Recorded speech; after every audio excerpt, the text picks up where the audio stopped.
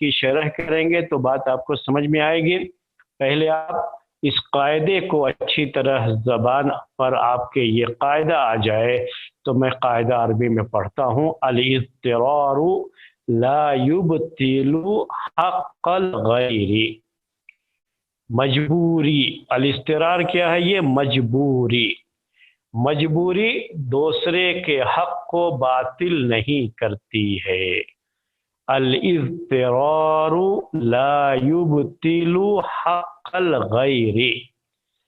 तो ये है जो है कायदा, इस कायदे को आपको याद करना है। अल-इज़्तिरारु ला युबतिलु हक़्क़ल गैरी कि इज़्तिरार यानी मजबूरी दूसरे के हक को बातिल नहीं करती है, ख़त्म नहीं करती है। क्या मतलब है इस कायदे का? इसकी शरह अब आपके सामने पेश कर रहे हैं। देखिए, पहली बात क्या है इस कायदे के ताल्लुक़ से कि ये कायदा असल में जो पहले एक दूसरा कायदा आपके सामने आ चुका है उसी कायदे से इसका ताल्लुक़ है, तो दोनों को साथ में रख करके देखा जाएगा तो बात समझ में आएगी। तो पहले एक कायदा आपके सामने आ चुका है कि अद-दरूरातु तुबीहुल महज़ूरात। अद-दरूरातु तुबीहुल महज़ूरात यानी मजबूरियाँ हराम को हलाल कर देती हैं। मजबूरी की वजह से हराम चीज़ हलाल हो जाती है। ये जो बात आई है, ये जो कायदा आपने पहले पढ़ा और सीखा है, उसी कायदे से आज के इस कायदे का ताल्लुक़ है। दोनों का आपस में क्या ताल्लुक़ है, पहले उस ताल्लुक़ को आपके सामने पेश करना चाहते हैं इस कायदे को समझाने के लिए कि जब ये बात आई है कायदे में कि मजबूरी की वजह से हराम चीज़ हलाल हो जाती है, अद-दरूरातु तुबीहुल महज़ूरात, मजबूरियाँ जो है हराम को हलाल कर देती हैं, तो अगरचे कि वो चीज़ मजबूरी की वजह से हलाल हो गई है, लेकिन अगर उस चीज़ का ताल्लुक़ दूसरे के हक़ से है तो फिर उसका वो हक ख़त्म नहीं हो जाएगा, वो हक उसका बाकी रहेगा और उसको पूरा करना ज़रूरी होगा। ये समझाना है आज के इस कायदे में। तो उसको समझाने के लिए पहले मैं आपको बताना चाहूँगा कि ये मजबूरी दो तरह की होती है। जो यहाँ कहा गया अल-इज़्तिरारु ला युबतिलु हक़्क़ल गैरी कि मजबूरी दूसरे के हक को बातिल नहीं करती है, तो ये मजबूरी दो तरह की होती है। एक क्या है मजबूरी की किस्म? ये है कि उसको कहते हैं अरबी में अल-इज़्तिरारु समावी, यानी आसमानी मजबूरी कहते हैं उसको। आसमानी मजबूरी क्या है कि ये किसी बंदे की तरफ से, किसी इंसान की तरफ से ये मजबूरी नहीं, बल्कि जो इंसानी फितरत है, इंसानी तबीयत है, इंसानी आदत है, इंसानी ज़रूरियात है, उसकी वजह से ये मजबूरी आई है। मिसाल के तौर पर भूख ये इंसानी फितरत है। भूख लगती है, इंसान अगर खाना ना खाए तो मर जाएगा, ये इंसानी ज़रूरत है, ये इंसानी मजबूरी है, लेकिन इसका ताल्लुक़ कहते हैं ये आसमानी मजबूरी है। यानी ये इंसान के अंदर भूख की ये तड़प, यानी खाने की तड़प, भूख का ये मसला अल्लाह ताला ने रखा है उसके अंदर। और ये चीज़ भी कि अगर आदमी खाना न खाए, पानी न पिए तो कुछ दिन तक तो जो है रह सकता है, अगर उसके बाद नहीं खाता है तो मर जाएगा। ये चीज़ किसने रखी है उसके अंदर? अल्लाह तबारक व तआला ने रखी है। ये किसी इंसान की तरफ से चीज़ नहीं है। तो इसको अरबी में कहा जाता है अल-इज़्तिरारु समावी, यानी आसमानी मजबूरी। यानी ऐसी मजबूरी, ये मजबूरी अल्लाह तबारक व तआला ने उसके अंदर रखी है। ये मजबूरी अल्लाह तबारक व तआला ने जो उससे पैदा किया है اور جو اس کی فطرت رکھی ہے، اس کے نیچر میں جو چیزیں رکھی ہیں، اس کی ضرورت میں جو چیزیں رکھی ہیں، اور اس کی زندگی کے بقا کے لیے، زندگی باقی رکھنے کے لیے، لائف سے جو ہے سیف کرنے کے لیے اللہ تعالیٰ کی طرف سے جو اس کا جسمانی نظام رکھا گیا ہے، جو پورا اس کا اندر کا نظام ہے، اس کا ایک حصہ ہے کہ اگر جو ہے وہ یہ چیز استعمال نہ کرے تو مر جائے گا۔ تو یہ مجبوری کہاں سے آئی ہے؟ کہتے ہیں یہ آسمانی مجبوری ہے۔ تو میں نے بھوک ایک مثال دیا آپ کو، اور پہلے بھی یہ چیز آ چکی آپ کے سامنے کہ اگر کوئی شخص بھوکا ہے اور اب بھوک کی شدت اتنی بڑھ چکی ہے کہ اب اگر جو ہے کھانا نہیں کھایا تو وہ آدمی مر جائے گا، تو ایسے آدمی کے لیے مردار کھانے کو جائز قرار دیا گیا۔ مرا ہوا جانور وہ کھا سکتا ہے، اس کا گوشت کھا سکتا ہے، حرام ہے وہ۔ اسی طرح سے اور بھی کوئی بھی حرام چیز، صرف یہ تو ایک مثال تھی مردار جانور، اور بھی حرام جو ہے اس کے لیے ایسے وقت میں حرام چیز حلال ہو جاتی ہے تو اور بھی چیزیں اس کے اندر داخل ہوں گی، اس کا کھانا اس کے لیے جائز ہو جائے گا اگرچہ کہ وہ حرام ہو۔ علاج کا مسئلہ بھی میں نے پہلے آپ کے سامنے ذکر کیا، وہ دوا حرام ہے، علاج وہ جائز نہیں ہے، لیکن جب اس علاج کے بغیر آدمی کی زندگی جانے کا ڈے تو وہ حرام چیز اس کے حق میں حلال ہو جاتی ہے، جائز ہو جاتی ہے۔ تو یہ بیماری بھی اللہ تعالیٰ کی طرف سے ہوتی ہے۔ یہ کیسی مجبوری کہلاتی ہے؟ آسمانی مجبوری کہلاتی ہے۔ یہ آپ کو میں سمجھا رہا تھا، یہ آسمانی مجبوری ہے۔ تو آسمانی مجبوری کی وجہ سے اگر کوئی حرام چیز حلال ہوئی ہے تو وہاں پر یہ قاعدہ جو ابھی میں نے آج آپ کے سامنے ذکر کیا، یہ قاعدہ اپلائی نہیں ہوتا، کیونکہ اس کا اس سے کوئی تعلق نہیں ہے، کیونکہ اس میں دوسرے کے حق کا کوئی تعلق نہیں ہوتا ہے،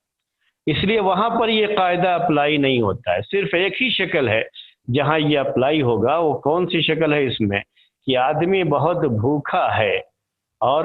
بھوک کی شدت اتنی بڑھ چکی ہے کہ اب اگر کچھ کھایا نہیں تو مر جائے گا، تو اس نے دوسرے کا جو سامان تھا وہی اٹھا کر کے کھا لیا، بغیر کسی اجازت کے، بغیر پوچھے اس کے دوسرے کا سامان، جو کھانے کا سامان تھا وہ اٹھا کر کے اس نے کھا لیا۔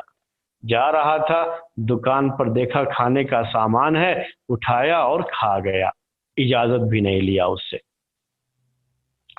تو اب یہ چیز اس کے لیے جائز تو ہو گئی تھی، اس لیے کہ یہ آسمانی مجبوری تھی، بھوک کی شدت، آسمانی مجبوری۔ تو ایسے وقت میں اس کے لیے یہ چیز جائز ہو گئی کہ حرام چیز حلال ہو جاتی ہے مجبوری کی وجہ سے۔ دوسرے کا مال کھانا اس کی اجازت کے بغیر، دوسرے کا مال کھانا اس کی اجازت کے بغیر اسلام میں جائز نہیں ہے۔ اللہ کے رسول صلی اللہ علیہ وسلم نے اس سے منع فرمایا کہ آدمی دوسرے کا مال اس کی اجازت کے بغیر کھا لے، اس سے منع کیا گیا ہے، اور یہ جو ہے سختی سے اس سے روکا گیا ہے، اور یہ حرام ہوتا ہے کہ کسی دوسرے کا مال آدمی اس کی اجازت کے بغیر کھا لے، تو یہ حرام ہے۔ آپ نے ایسی حدیثیں سنی ہیں کہ جو ہے مسلمان کا مال، اس کی جان، اس کی عزت و آبرو، یہ سب کی سب محترم ہے، حرام ہے یہ۔ تو مال بھی محترم ہے، حرام ہے، اس کا دوسرے کا مال اس کی اجازت کے بغیر نہ لے سکتا ہے، نہ کھا سکتا ہے، یہ جائز نہیں ہے۔ اب یہاں مجبوری تھی، بھوک اتنی تھی کہ اگر نہیں کھاتا تو مر جاتا، اس لیے اس نے جو ہے وہ مجبوری کی وجہ سے وہ مال دوسرے کا کھا لیا۔ تو اب ایسی شکل میں یہ چیز اس کے لیے جائز تو ہو گئی، لیکن اگرچہ کہ یہ کھانا اس کے لیے جائز ہو گیا تھا مجبوری کی وجہ سے،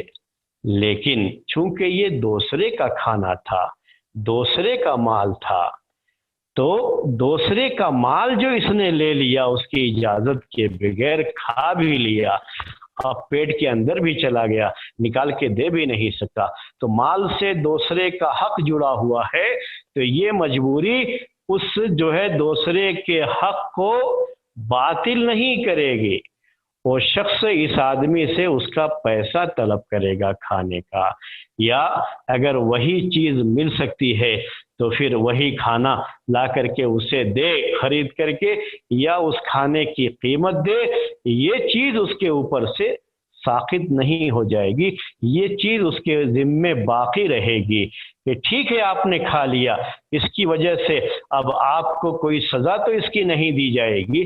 لیکن آپ کو اس کی قیمت ادا کرنی ہوگی۔ ہوٹل سے کھانا لے کر کے کھا لیا ایسے ہی بغیر اجازت کے، بغیر پوچھے، یا دکان سے ایسے ہی لے کے کھا لیا، تو اب اس کو اس کی قیمت دینی پڑے گی، یہ نہیں کہ ایسے ہی چھوڑ دیا جائے گا۔ اب اس کو جو یہ ہے مسئلہ، یہ ہے آج کا یہ قاعدہ، الاضطرار لا یبطل حق الغیر، یہ مجبوری یہ دوسرے کے حق کو ختم نہیں کرتی ہے، دوسرے کے حق کو باطل نہیں کرتی ہے۔ تو یہ مجبوری ہم نے آپ کے سامنے بتائی، کون سی مجبوری ہے؟ یہ آسمانی مجبوری۔ مجبوری کی دوسری شکل ہے، اس کو کہتے ہیں الاضطرار الغیر السماوی، یعنی اضطرار غیر سماوی، ایسی مجبوری جو آسمانی نہیں ہے بلکہ اللہ کے بندوں کی طرف سے یہ مجبوری آئی ہے۔ جیسے اس سے پہلے بھی کافی اس طرح کی مثالیں دے چکا ہوں، آج بھی سمجھانے کے لیے مثال دے رہا ہوں آپ کو، کہ کسی شخص نے آ کر کے اس کے جو ہے کان پہ، اس کے سر پہ آ کے بندوق رکھ دیا، پستول تان دیا اور کہا سامنے سامان ہے کوئی کہ تم اس سے توڑ دو، دوسرے کا موبائل ہے یا لیپ ٹاپ ہے، کوئی ایسی چیز ہے، اور کہا کہ اس کو توڑ دو نہیں تو میں تمہیں ختم کر دوں گا۔ اب یہ جو ہے مجبور ہے اب وہ یہ سامان توڑنے کے لیے، حالانکہ یہ سامان دوسرے کا ہے، دوسرے کا سامان اس کی اجازت کے بغیر نہ آدمی لے سکتا ہے، نہ اس میں کوئی تصرف کر سکتا ہے، نہ اس کو جو ہے توڑ سکتا ہے، کچھ بھی جو ہے نہیں کر سکتا، دوسرے کا سامان ہے۔ اب یہاں چونکہ مجبوری ہے، اور مجبوری بھی کیسی ہے کہ جان جانے کا ڈر ہے، یا جو ہے بہت زیادہ جو ہے یعنی جو ہے وہ مار کا کہ اتنا مارے گا، اتنا مار رہا ہے، اتنا مار رہا ہے کہ اگر اس کی بات نہیں مانا تو لگتا ہے کہ وہ مار کھاتے کھاتے مر ہی جائے گا، اگر ایسی بھی کوئی شکل ہے،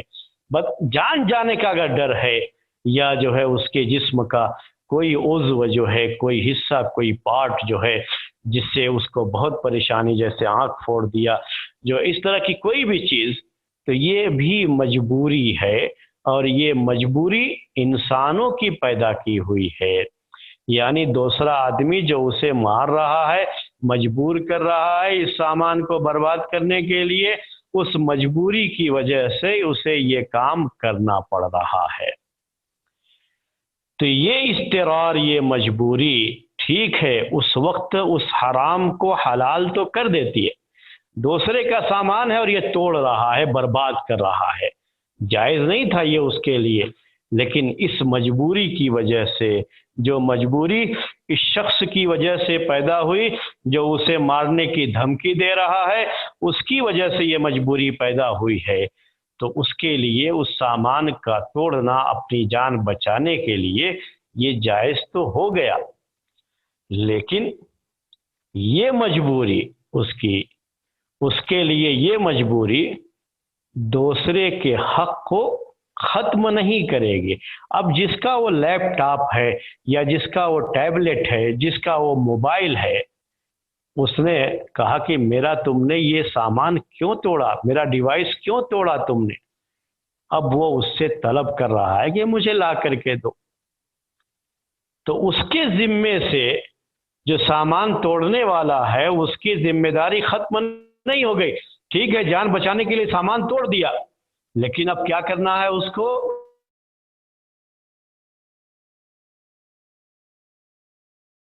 بازار میں اگر اسی کے جیسی چیز موجود ہے تو بازار سے خرید کر کے اس کو وہی سامان دے یا سامان کی قیمت دے، یہ چیز، یہ ذمہ داری اس کے اوپر باقی رہے گی، उसकी मजबूरी की वजह से दूसरे का माल जो उसने बर्बाद कर दिया है, तो दूसरे का जो हक आया उसके ऊपर कि दूसरे का माल बर्बाद किया है उसने, तो ये हक दूसरे का उसके ऊपर से खत्म नहीं हो जाएगा मजबूरी की वजह से, बल्कि मजबूरी की वजह से ठीक है जान बचाने के लिए ऐसा कर लिया है, उस हद तक शरीयत ने इजाजत दी थी, लेकिन अब उसे क्या करना है, उसकी कीमत अदा करनी है, या कह लीजिए कि उस जैसी चीज अगर मार्केट में अवेलेबल है तो मार्केट से उसे हासिल करके खरीद करके उसको वो चीज देना है, ये उसकी जिम्मेदारी रहेगी। ये है इस कायदे का मतलब, जिसको जो है समझना है आपको।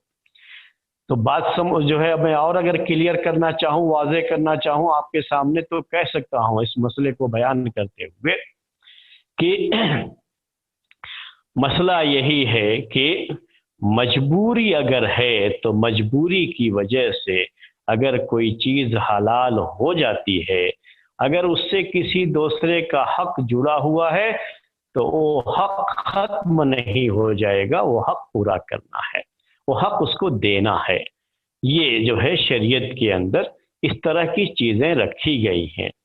अगर ये मामला अल्लाह ताला के हक का होता, जैसा कि हम पहले भी आपके सामने जिक्र कर चुके हैं, तो अल्लाह ताला जो है माफ करने वाला, वो तो माफ कर देगा, तब कोई मसला नहीं आता है, तब कोई परेशानी नहीं। मुर्दा जानवर था, हराम चीज थी उसके लिए, खा लिया,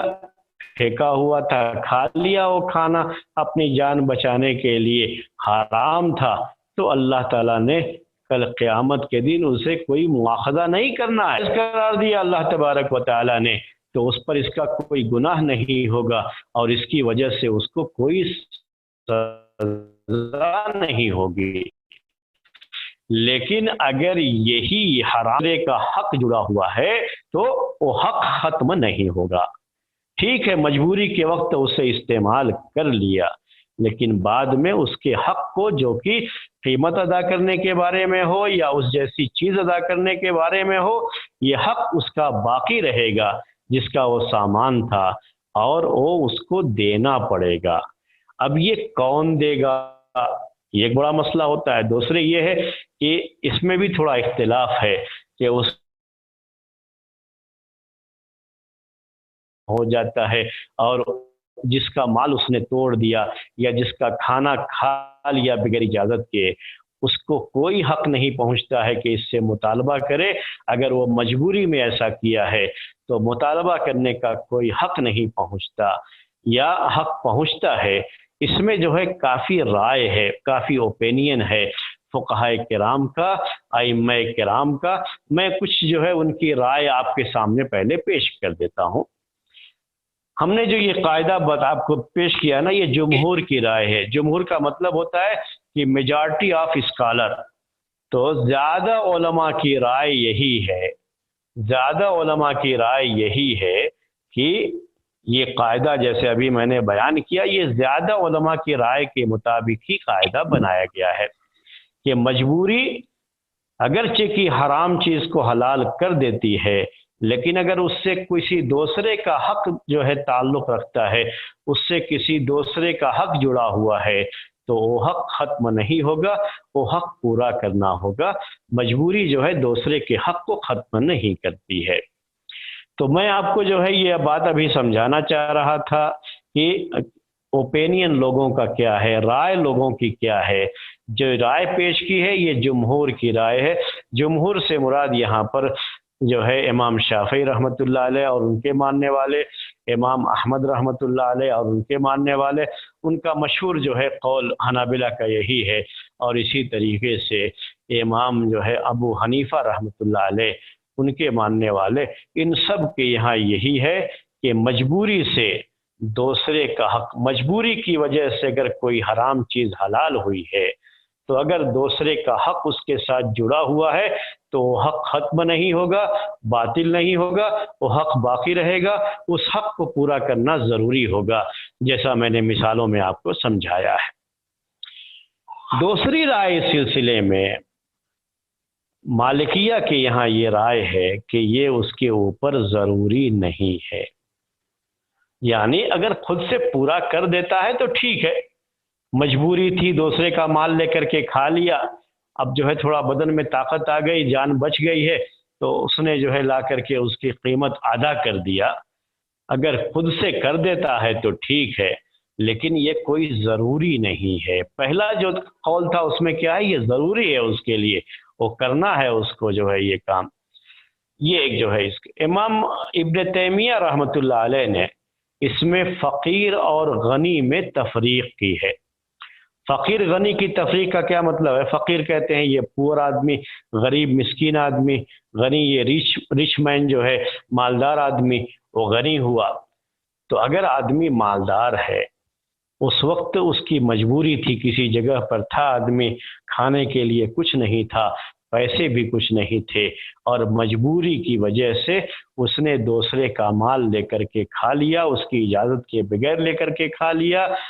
کیونکہ ایسے مانگنے جائیں گے تو کون دینے والا ہے، تو بہت کوشش کیا لیکن نہیں ملا، اب اپنی جان بچانے کے لیے ایسے ہی لے کر کے کھا لیا اگر اس نے، تو امام ابن تیمیہ رحمۃ اللہ علیہ کی رائے ہے کہ اگر وہ آدمی مالدار ہے تو اس کے اوپر لازم ہے کہ لا کر کے بعد میں، جب